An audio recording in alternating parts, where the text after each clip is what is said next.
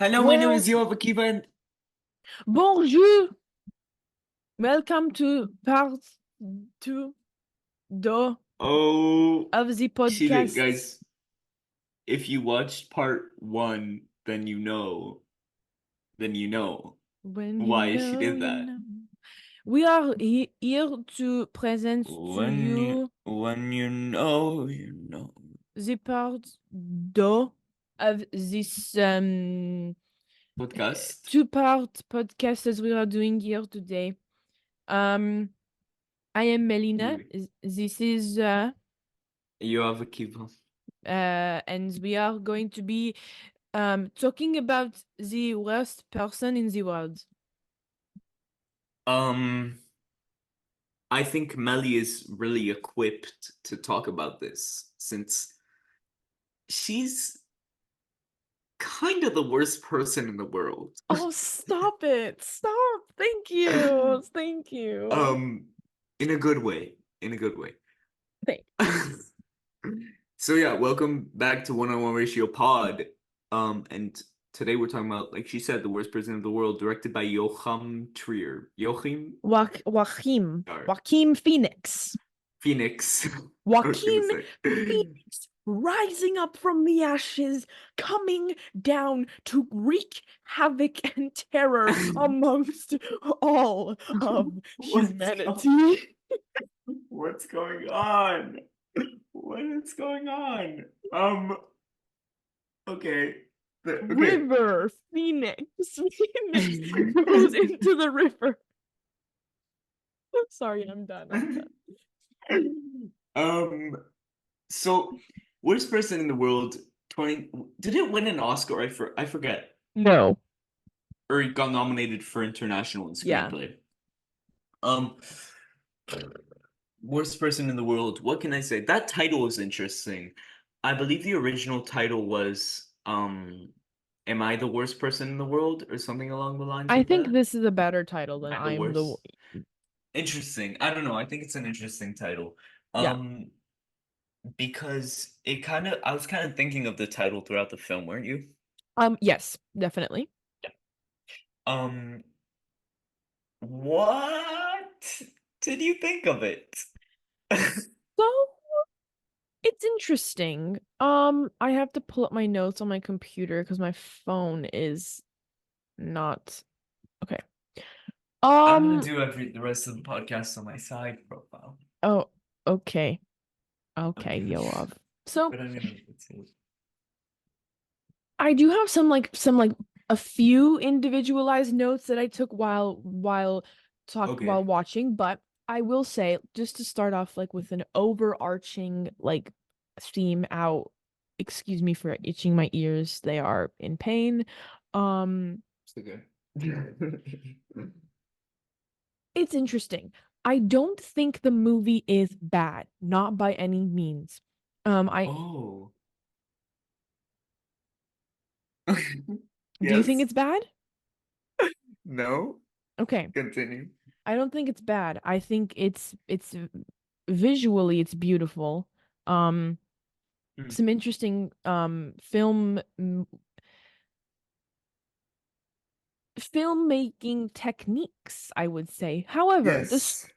the story um I've seen a lot of conflicting views.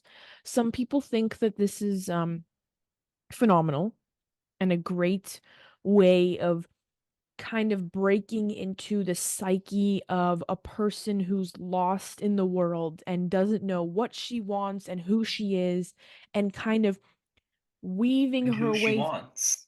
and who she wants and weaving her way through different social crowds. And can you stop doing that? What? Why are you mewing and mogging the camera? I'm sorry. Anyways, My um mouth tastes, to be honest, it's early in the morning and my mouth tastes bad, and I'm trying to oh, make it taste better by like exchanging the spit. honestly, I get it. I so get it. Um, so she's like trying to navigate like the world. I don't want to say the world, but she's trying to like go about her life, and when I think about it in that sense, I think it's great. I think it's Hmm. great. I think it's a fantastic way of looking at it, and the fact that like um she has to become someone that she's not for other people to please them, and in turn it's like destroying her and blah blah blah blah blah. However, when we think about it and look at it from a feminist lens, which a lot of people Okay. are, I don't like it. I don't think it's a feminist lens, particularly because I think it could have been a feminist lens if if it started out the way it started with her going out with um what was his name again? Axel. Axel, thank you, Axel. Going out with Axel and someone much older than her, someone who, the power dynamic is skewed because he has more power, because he's older, he has more money, he has more control. Um, and her being more submissive because of that. But then her finally breaking free and and and not in a way where he's abusive, obviously, because he wasn't abusive, but just her breaking free and finally going to figure out who she is for herself. And then it's like you have the whole complication of her cheating and going with the other guy, and then her realizing that he's not right for her, and then the whole pregnancy baby thing, and the way she looks at herself being a mother, and then the shroom trip happened, and then she sees him on TV being weird, like being like a fucking um uh sexist piece of shit misogynist, and then she goes running back to him and she's like, oh my god, like Well, not running back to him she like doesn't. Yeah. no, but Yeah. Yeah. like after seeing that, like running back to him and then like going, I shouldn't say running back, going and spending time with him. Like, yeah, I get he's dying, but I thought the whole point was that there's a lot. I don't think this Okay. movie So. should be viewed through a feminist lens because when you view it through a feminist lens, it ruins it and it is not a good movie. Hmm. But when you alter the way you look at it, it's different. Does that make sense? I just kind of went on a tangent Okay. there. Well, I kind of agree with you. Okay, thank you. I will say that. I don't I will play devil's advocate though, because I Go ahead. wonder, um one would argue that the character is bad, not the screenplay. Like the Mm, character is abiding to not feminist ideals and not the screenplay. okay. I What do think you think of that? um I think okay, I think it's a mixture of both. Okay. I think it's a mixture of both. That's what Um I think. I think the character like she is Yulia is written to be obviously not like, and I don't want to say she's a bad person because she's not a bad person. But just a very complex character, you know? Yeah. Um, However, I do think the screenplay has its faults. One moment I found extremely cringy that I did not like was they were together and they were at the house with the family and the friends, and she was like, "Well," they were like talking, and then she was like, "Well, like if men had periods, it you would make it our problems 24/7. Like it would be." Did it also seem to you like a man wrote? Well, because isn't he Yeah, the writer as well? yes. Hmm. And then also then he was like, "Well, woman-splain to me. Woman-splain." And she was like, "What's that?" He was like, "Mansplaining, but with women." And she was like, "I don't know what that is." And I was like, "Okay, this is cringy. This is cringy. This is cringy." Well, because isn't that the joke that she's like, No, no, I just mean like, oh no, I get like why she didn't get it, but I didn't like that whole bit, especially the period thing. I was like, wait, am I confused or did she was like on purpose saying that she didn't know what mansplaining is to get him to mansplain? I assumed it was the same thing. Okay. Okay, I was just making sure.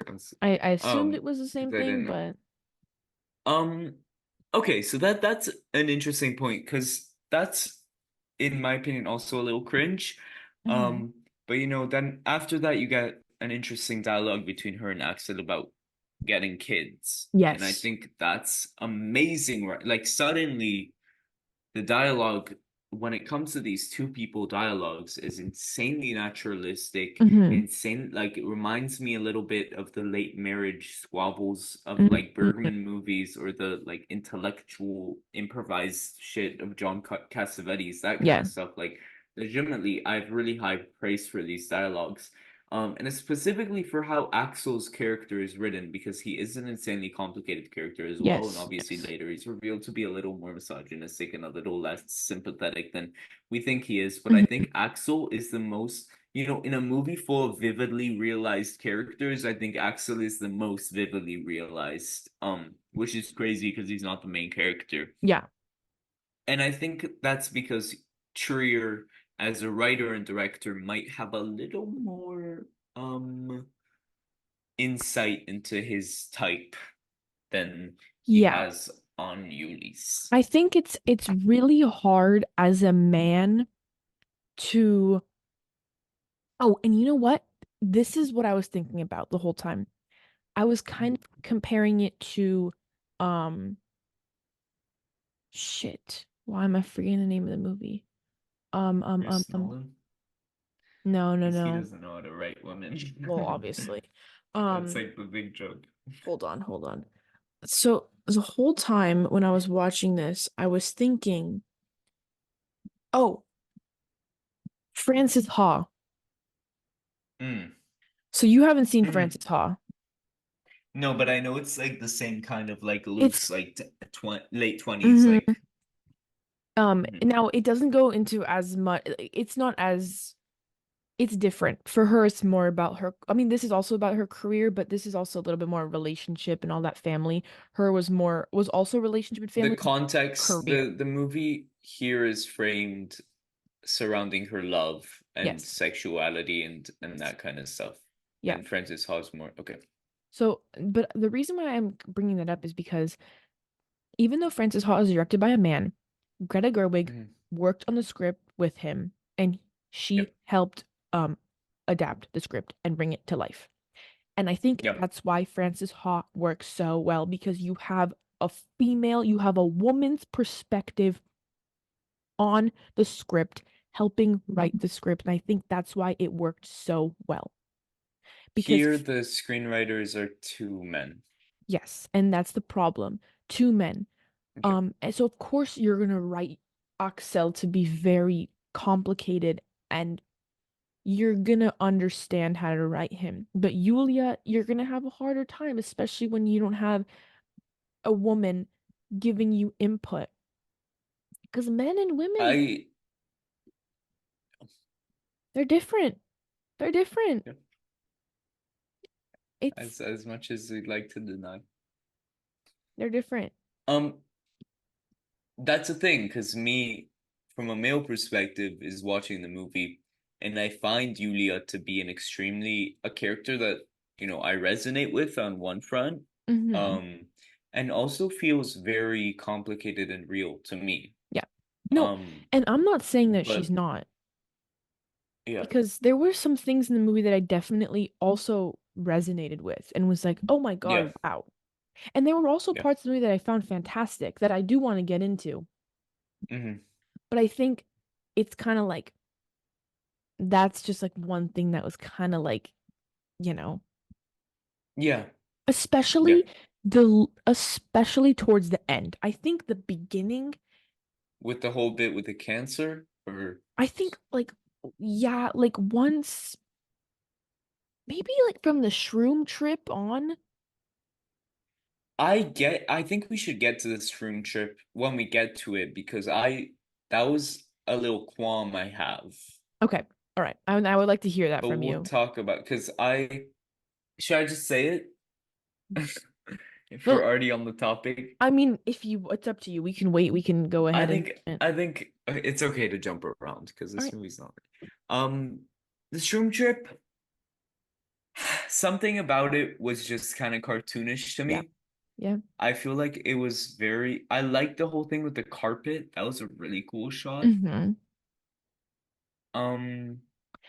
the whole thing where it was like, oh, her father's there and they're all grabbing at her boobs, and then she's like doing like a stereotypical kind of female rage thing and throwing her tampon at him, and I was like, and she's doing this with her blood, and I was like, that's so like stereotypical And that and is kind of another thing. cartoonish.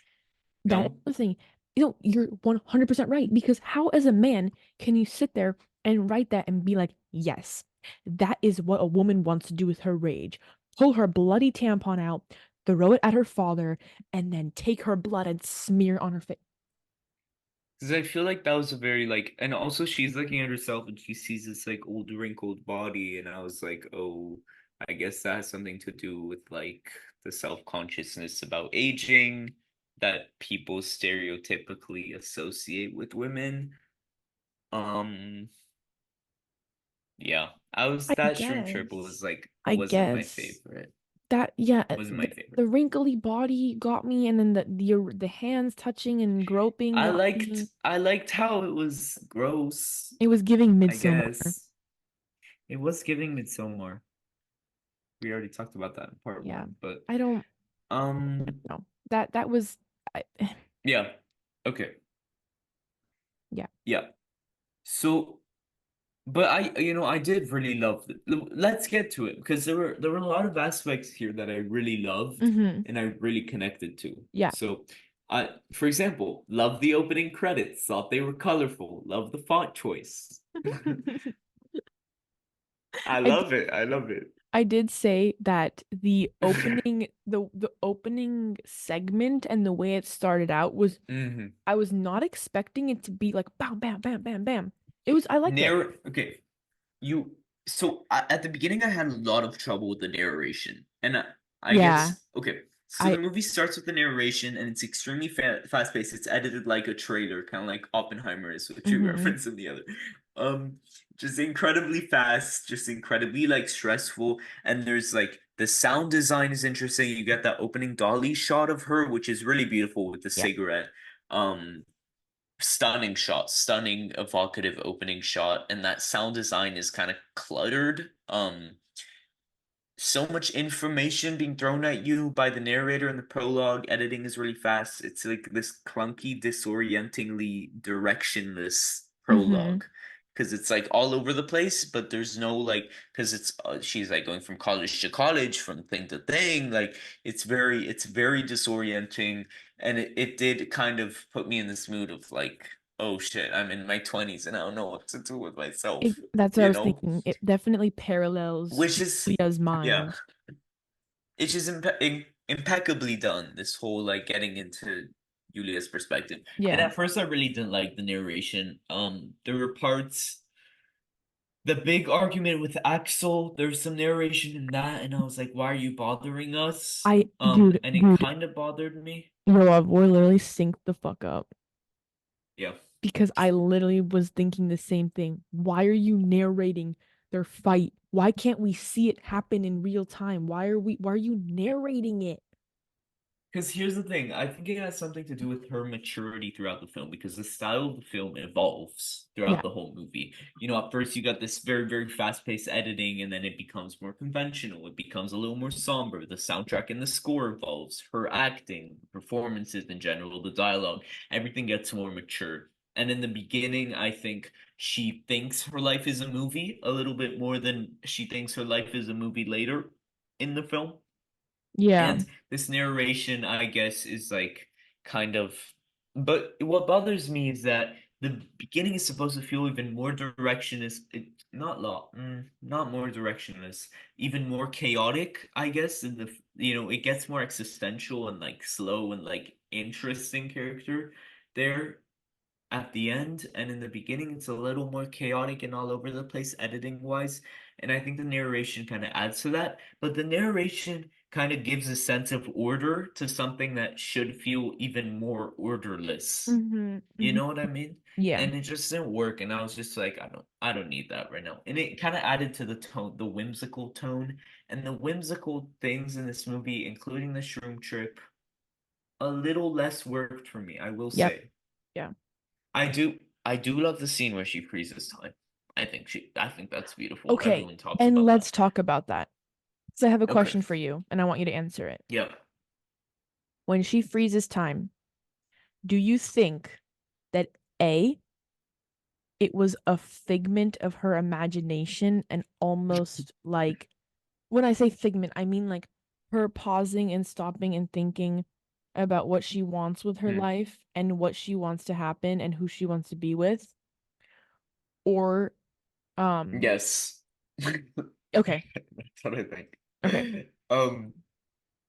It's a really interesting moment. I think it's beautiful. I think it's like a very healthy thing she did, Okay. like kind of thinking about this and looking and being like, I want to be with the other guy, I guess, and Axel's not, and it's really healthy, Mm-hmm.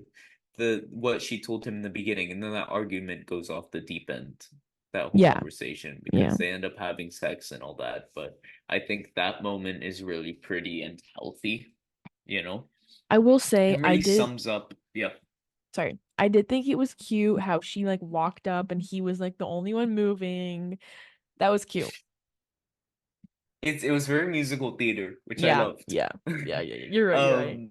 And it just felt kind of like a dance and like something representative of her entire character and where she is at that moment in the film. And I think it was wonderful. I Hmm. think it is worth all the hype because people talk about that scene a lot. No, that scene was This is great. part of that. Um, so they go in the beginning, they're at Axel's house. I also wrote about that conversation. It was like weird.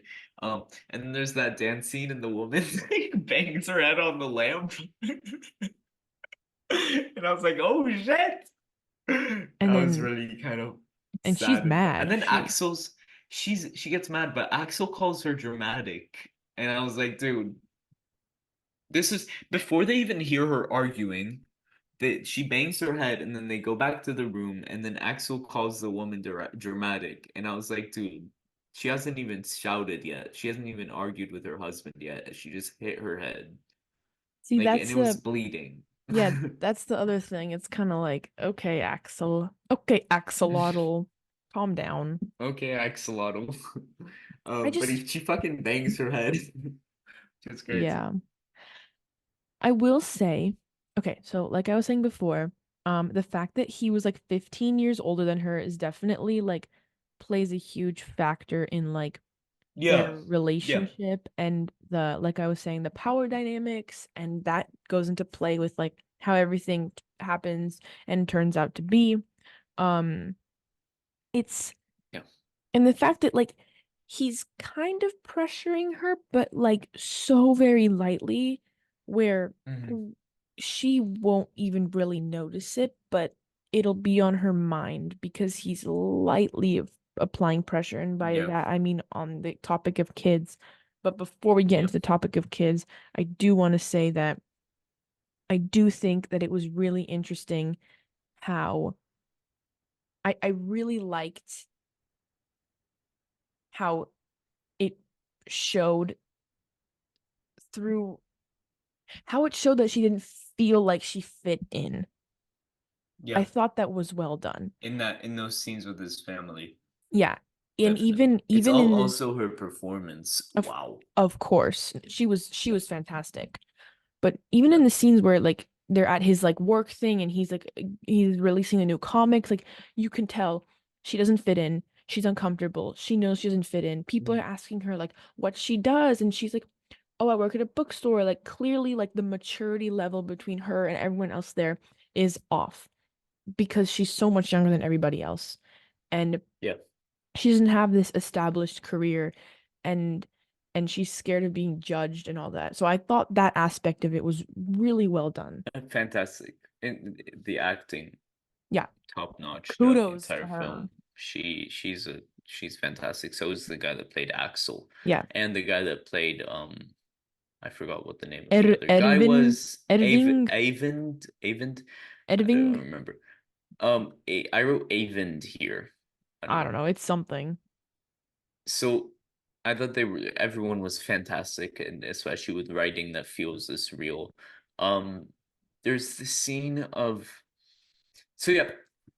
cinematographically also they kind of emphasize her like poking out, and like that Mm-hmm. dialogue Of obviously course. about the baby is really well performed. And then she's like, let's make a baby, and I was like, that's not a good decision even after you were so indecisive about it last night. And with concerning how Axel intellectualizes everything, and he's so much older than you, and you're Yep. constantly talking about how your age par is so important to your relationship. You're like being communicative about being uncommunicative, but Yep. you're not actually communicating.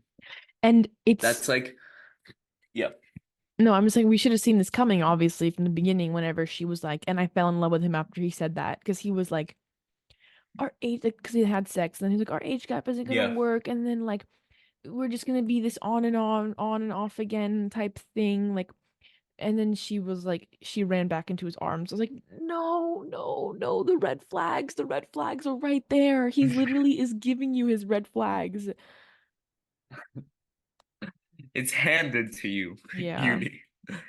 Um, so, again, this movie's all about the bad decisions she make, and they're not like stereotypically bad decisions you'd find in a romance film. Um, it's not like the men here are like physically abusive or anything awful, but it is about the subtleties of the relationship and what's better and what's healthier and what's less healthy for the person. And I think it's a Mm-hmm. really subjective experience when it comes to when you agree with her choices and when you don't, because she makes constant choices. Yeah. Like this movie's all about her choices and how she handles situations and how she handles her existential crisis, how she's striving, because the movie's all about her. And so she's the driving force. And so you're constantly watching her and making opinions about it yourself, which I think is really interesting because, I think part of this movie's thesis, not concerning modern love, but just concerning living in your late Mm-hmm. 20s coming up to 30, is that there's constant choices, there's mixed emotions, and that's life. And I think we sometimes make good decisions and we sometimes make them really badly. Yeah. And I really enjoyed, I will say I really enjoyed tracing her and being like, this, trying to apply it to my own life and being like, what would I do? Mm-hmm. Because it's difficult. It's not like your basic rom-com where it's like between two guys and you're like, oh, I think she's better off with Axel, I think she's better off with Avent. I it is like I was deliberating with her. I was thinking to myself, what would I do in this situation? What should she do? What's the best thing she could, how should she navigate this existential crisis and romantic crisis that she's Yeah. dealing with? And it's very complicated. Very complicated. And that's why I wish that there had been maybe some sort of a woman, someone with some sort of feminine energy, like adding to the script, because Mhm. if that happened, it would have been that much better. Yeah. So on that same, I guess, topic and line of subject, I want to ask you about the whole debate of kids. Mhm. Do you have Do I anything want to say? kids? Yes, Yoav, do you Do want you want kids? Do you want them? kids right now? Right now. Right now. Personally, I don't think I'm at the moment. Um, I think Yuli isn't, in a point where in her life where it's time to have kids. I mean, they do kind of talk about how um no one is in the right point of like you don't there's no way to actually get like fully settled as a person before you get kids, and a lot of people who are emotionally indecisive at the moment decide to have kids, and Of that helps course. them bring order to their life. I just think that there's a certain line that you have to cross in maturity and um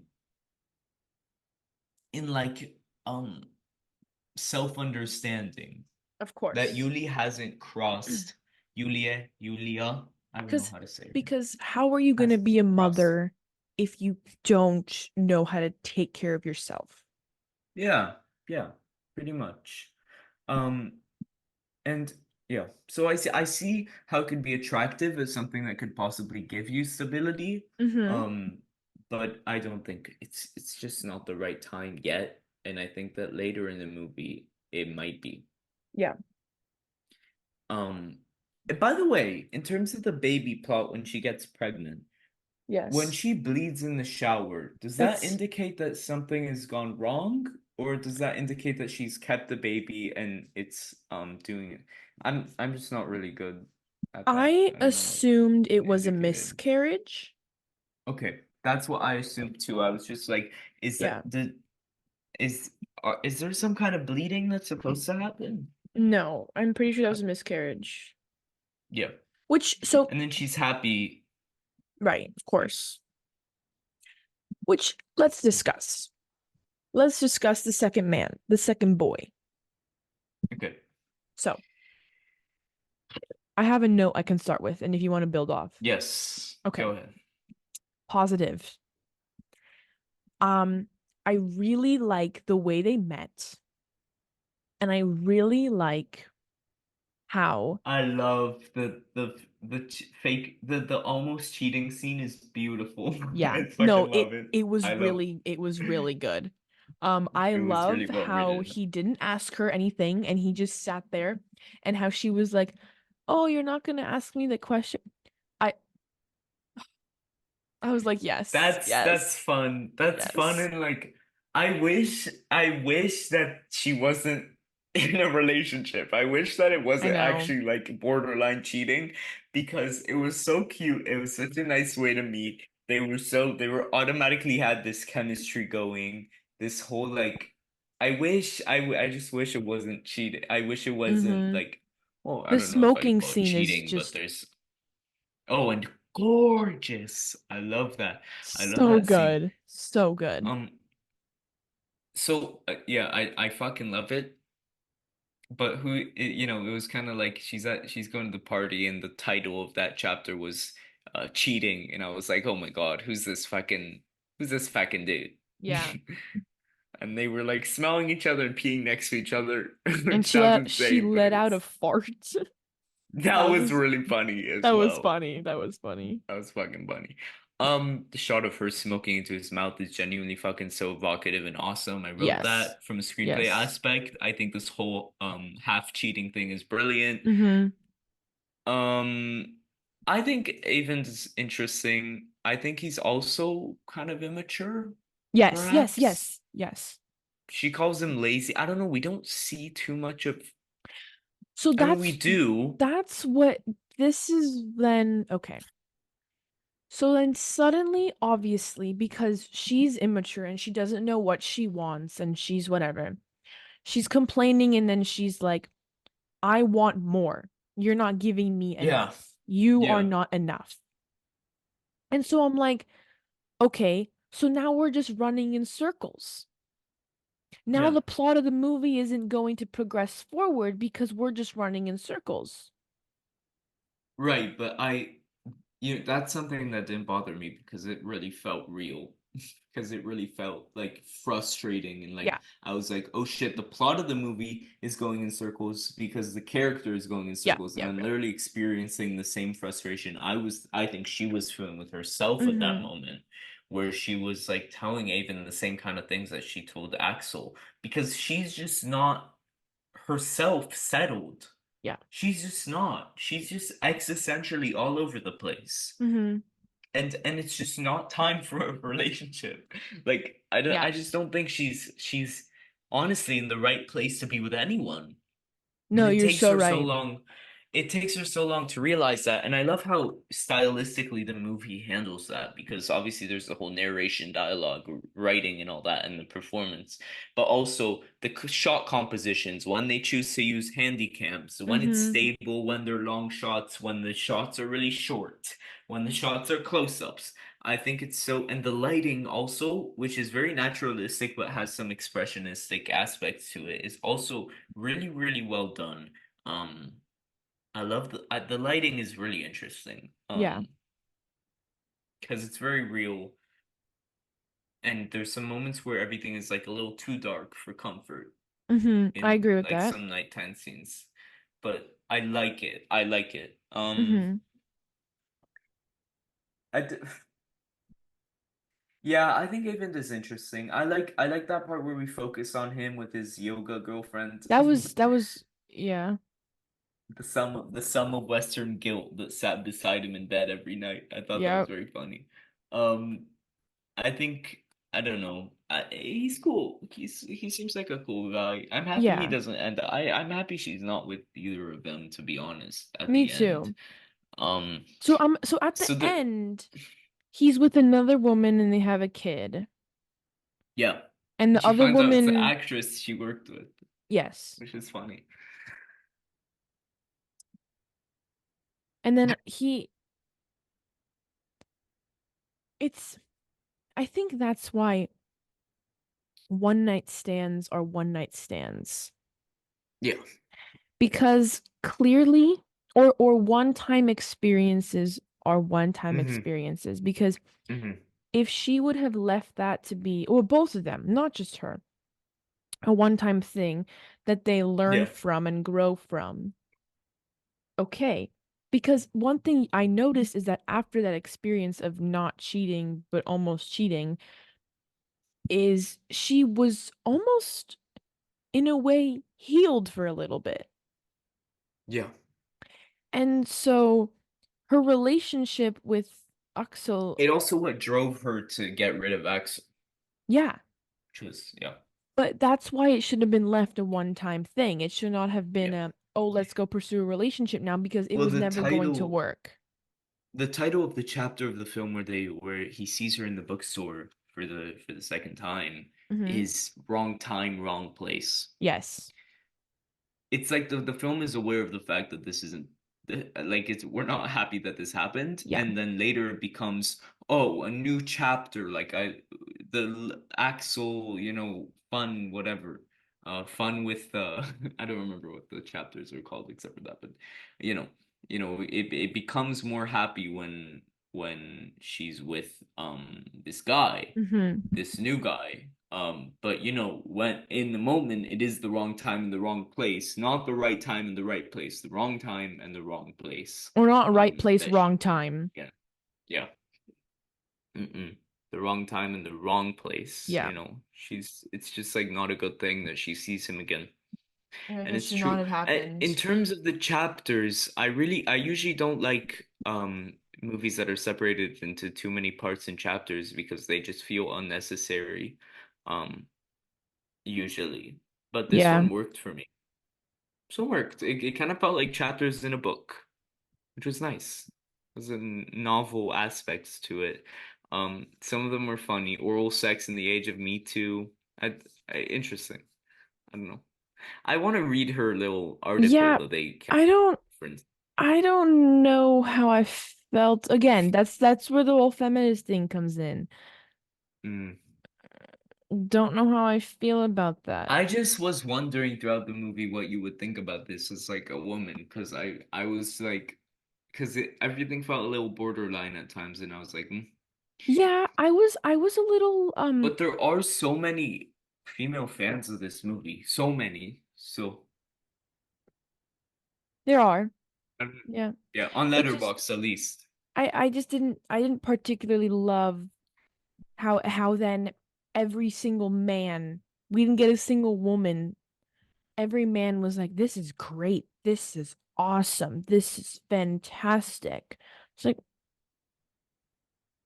What in terms of the movie or the the? article. No, no, no, the article that she wrote. Oh yeah, yeah, yeah. Like again, I see. it just feeds into that male fantasy bullshit that like we're Yeah, trying to go away from. yeah. Um, Damn. I wrote something about intellectual Viagra. I don't remember what the Yeah, context of that he's he was. he wrote no no. Axel said that because he got turned on by her thing. Wanting by her thing with the flaccid. Yeah. Okay. That's a pretty funny tidbit. Again, it's very vividly realized, I guess. I wrote about the narration. I don't know if I really fuck with the narration in general, unless it's a very specific type of movie. I don't know. It Yeah. never really works super well. I think narration gives a sense of stability. That's what I said, that it gives a sense of stability. And that's not something I'm looking for in a movie that's tonally like this. But Mm-hmm. the movie does flow in and out, and I love how it starts, more present, and then it just disappears near the end. Yeah, yeah, Um, yeah. I think that's great. The whole detail with Bobcat and the Bobcat poster was so funny. I was like, yeah, The whole bug. oh, bobcats. The asshole being ripped out and being cut from Yeah, the so specific, so specific. It's so real. Um, Axel had a really nice poster of Who's Afraid of Virginia Woolf. Did you see that? Yes, yes, I did see that and That was pretty cool. I loved it. It was a really awesome poster. No, Would it get was that. sick. Would It was hang. sick. Yeah, would hang. Would The hang in the breakup town. conversation. Sorry. Would hang in the town square. Times Square. Um, Also, completely unrelated, I love watching current foreign films because I just love seeing faces that I don't know. Because I'm so tired of the same faces from Hollywood. I agree. I agree. I agree. I I think it's so agree. cool. I just love seeing, in European cinema as well. It's just like, and I usually watch a lot of older foreign films, and I love seeing newer foreign films because like I'm watching these actors now. Like if I see them in a different movie, I'm like excited. Yeah. Like these are cool young people that are incredibly good at what they're doing. Mm-hmm. So, and the performances are all great. These awesome, new faces. The trip scene happens. The Yeah. radio interview thing happens. Ugh. What were your thoughts on that? I just thought it was like what's the like why are they coming in here and damaging him like that? Why are they damaging his character? Yes. Like I Interesting. Yeah. liked I would like more if they I like how they were building in the fact that he's not a good person through her lens when they're together. And Yeah. then I was like going on the fucking radio show and like you're And a then whore. yeah. What? And then he gets sick and then she like goes back to like be with him in his final days. And I'm just like, Julie, come on. Like That's what I don't that's like. That's what I didn't yeah. like. That's I I will didn't like say that. Axel's monologue on the bench and the dialogues after it are Okay, that was devastating, it like is. It devastating stuff. is. There's not only the monologue on the bench, love the Lynch reference Yeah, of in the course. movie. Shout out to Lynch. Yeah, but it's also like an example of this guy who's like over intellectualizing everything and a Of little course. pretentious, but whatever. There's this dialogue in the car where he's talking about, I don't want to live through my art. I don't want to um be a memory for you that you look back on. Like I want to live in my fucking apartment. I want to live. Yeah. Sad, sad stuff. That was pretty devastating, and his performance was pretty devastating near the end there. No, I did feel bad for him, but I Yep. mean, but again, it's like one of those things where it's like, are we like, do you want us to feel bad for him? Because But that's the thing, it's complicated.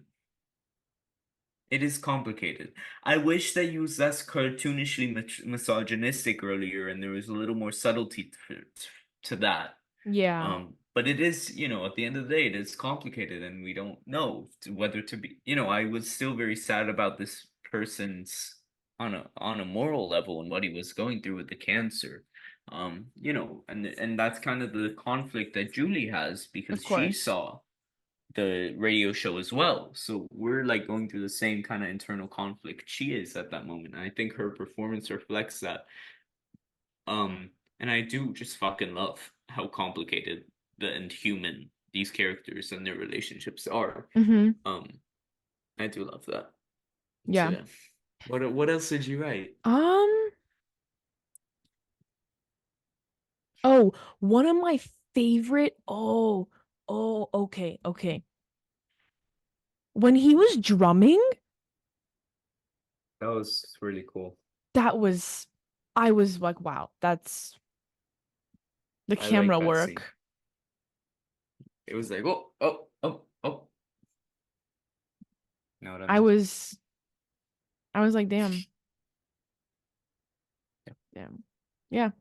Um, that was a really cool scene. And the movie's like maturing stylistically. It kind of loses its whimsy as we get into the whole cancer segment, but that's like Mm-hmm. kind of like a burst of whimsical attitude that we do see there. And I think, I thought that was I don't cute. know if it's saying that our lives get more serious and sobered, and we should get more serious, Mm-hmm. but the movie gets more tight, contained, the editing gets really slow at this point. Very dialogue, like very writing, very dialogue, gets very, very mature, and this is like a moment of whimsy that I think is necessary to maintain like that kind of whimsical tone and attitude that you need to keep throughout life. Yeah. In terms of music, the soundtrack and musical score was perfect in my opinion. I have no Oh, complaints. so good. So good. I loved it. I loved it. I mean, obviously, The Waters of March Mm-hmm. is a very difficult song to talk about because it's about the meaning of life, and few songs pull that concept off, and that Yeah, song does. And they use the Art Garfunkel cover of it, of which I course. haven't heard before. And it's really beautiful. I love how monotone and repetitive the melody is, and it's a really, really perfect choice for those really end. Mm-hmm.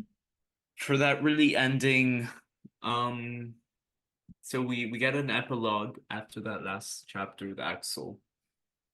Also, another thing I found a little cringe was her like taking photos of him and being like, "Ah." I was like, okay. Yeah. I love the thing with the little colors on the window. That was like impeccable and like interesting and an interesting piece of imagery. And then you get all the photographing, and I was like, oh, photographer, woo, Yeah. yay! Not a little cringe, a little. Photographers are annoying. Um, I can get behind that to a certain extent. Um, Apart from that, I didn't really write anything else. I think that epilogue. What'd you think of Mm-hmm. like that epilogue, that final like leg of the film?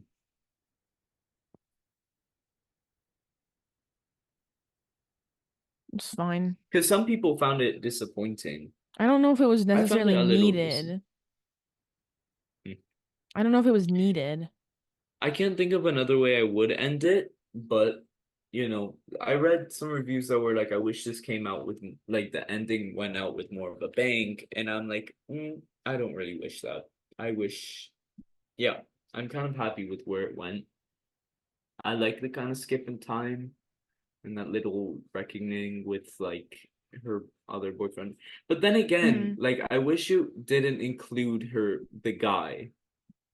I wish the guy wasn't like we didn't see that little detail of the guy moving on.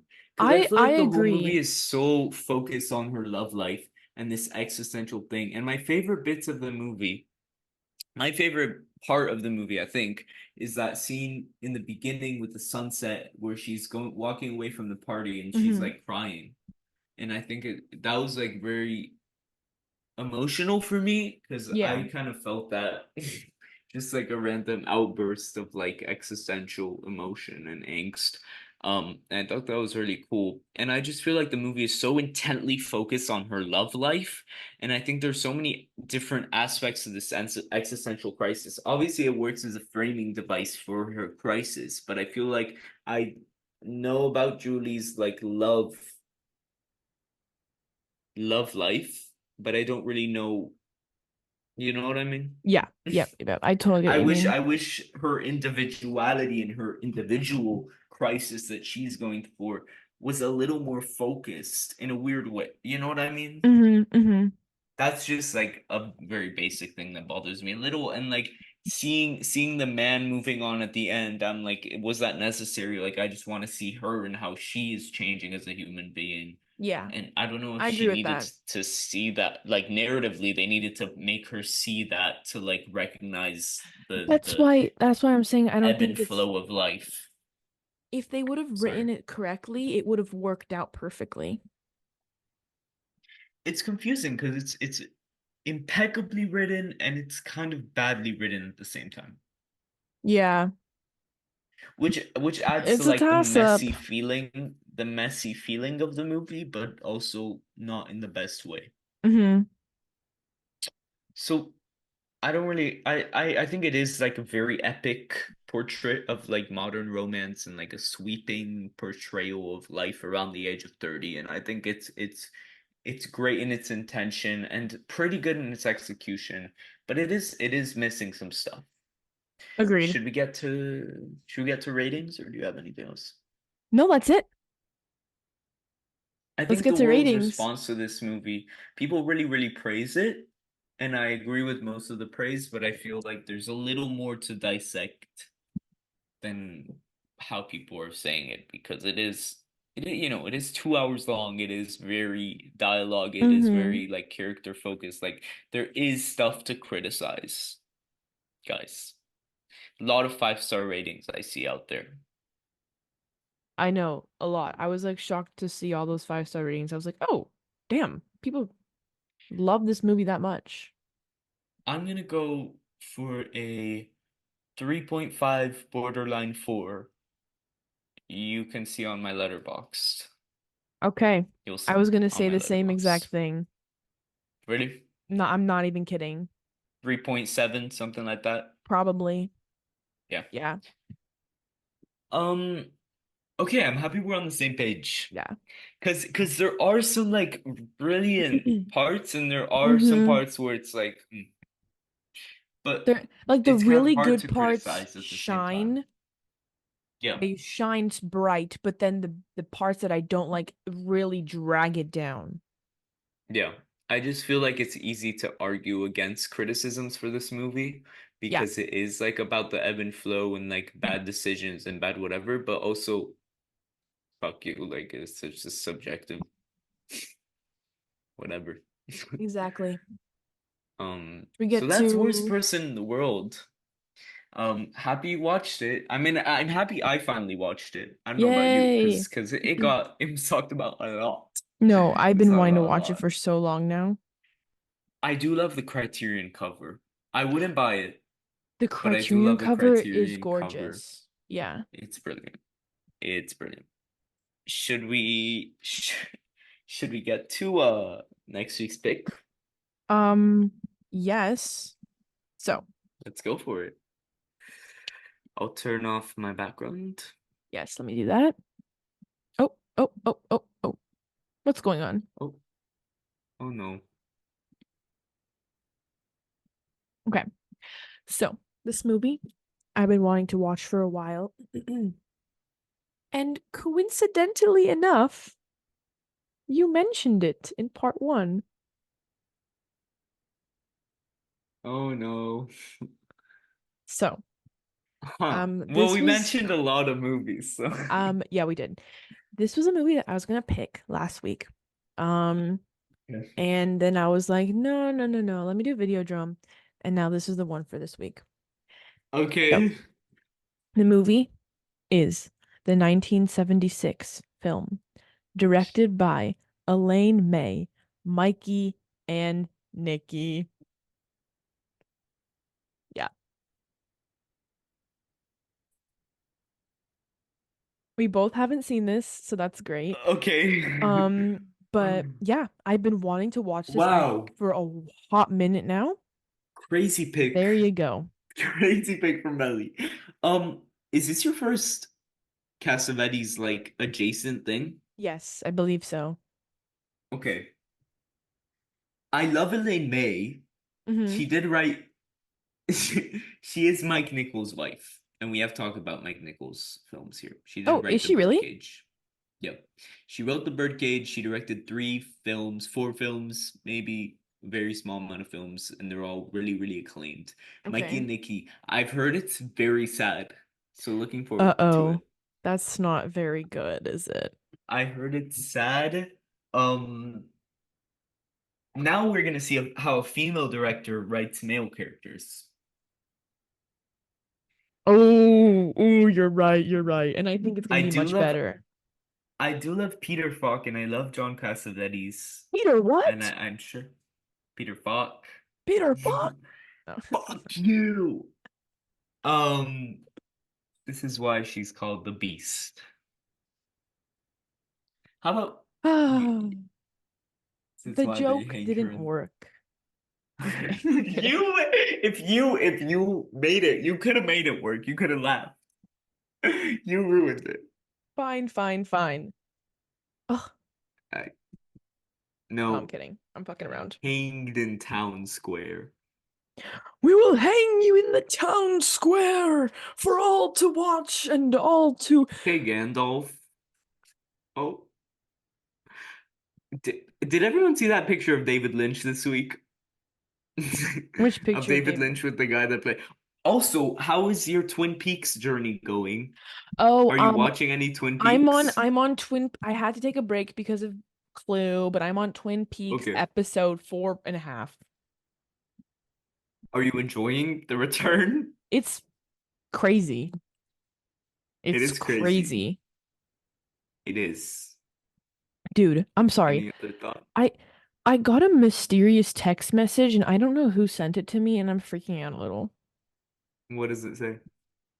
The text message says, and in quotes, "No way you got into Berkeley.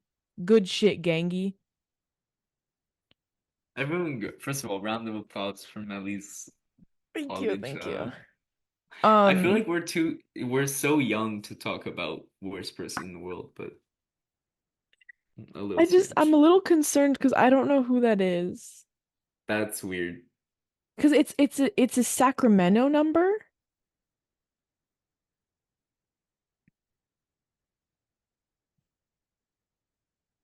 I don't know. I'm I can't. confused. And I don't know who it is. And then Who have you told? and Strange. I don't I'm a little lost because who says That's a little less. good shit gangy? Who says gangy? Genghis Khan.